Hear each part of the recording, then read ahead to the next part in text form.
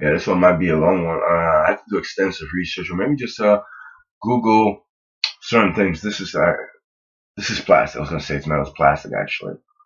This but definitely shouldn't exist. Let me see. I bought this plastic. Actually bought one. Wooden pipe. These used to be part of a tree or a stem, maybe so smaller. Say bark, maybe part of a root. Who knows?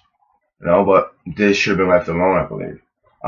There's we could, the ceramics, metal, maybe even clay. Actually, well, actually, something rigid, something from soil that could be taken. Yeah, I was staring at a chopping board, and I had scraps of vegetables: ginger, broccoli, 11 pieces of lime.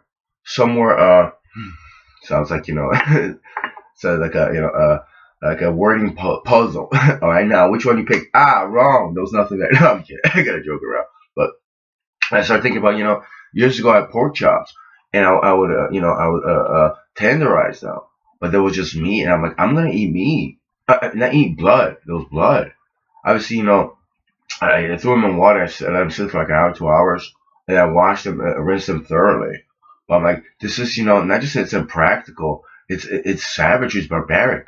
It's like I mean, obviously, I'm not eating human flesh, but then I'm like, but what's the difference?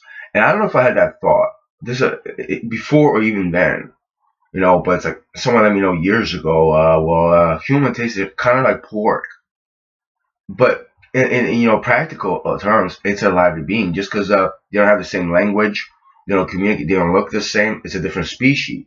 That's all it is. That what comes from swine, pork or swine, pig. Uh, it's short and piggy, pigster, piggy. I mean, it's a sentient being. They have their own mind.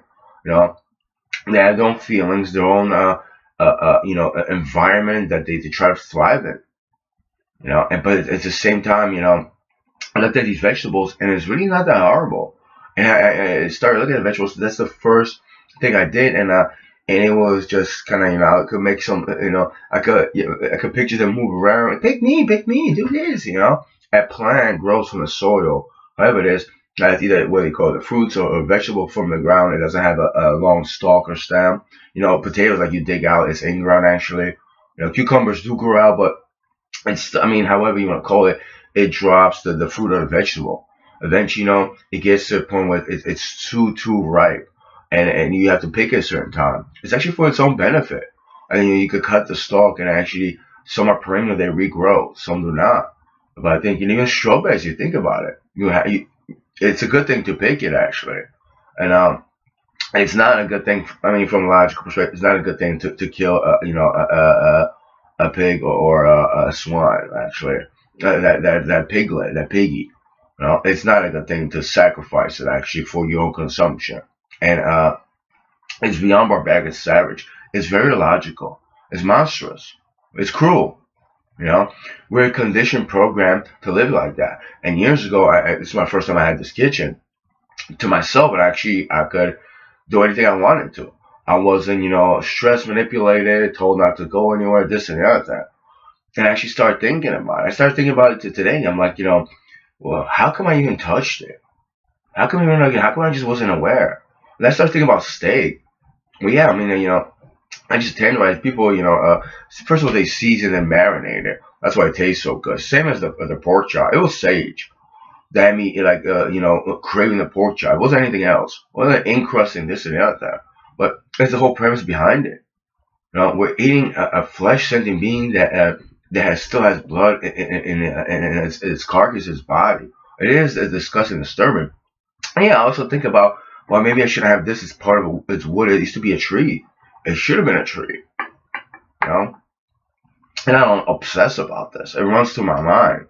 But I chase purity, and it's like it's very difficult to be even purist. I mean, glass is all right, but also I think about we have so much glass, so much metal, even the wood products. Maybe we should just get rid of the wood products, and even ceramics. This could last and last. Even if it breaks, it could be put together. It doesn't have to be thrown away. We don't have to create new ones. We could recreate new ones. Even if you break this up, just say you want to take this away.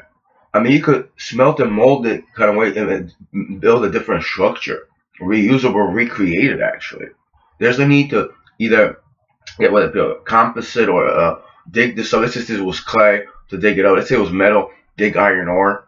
There's so much metal all around. People just recycle it. If we could just get it together and the same kind of metal to not compromise the structure, redo it, reuse it. That's what I think about sometimes. And it's not. I'm not obsessed about it either. Just it's this is the best way to be. And we can't. I mean, this is like the ultimate purity, actually.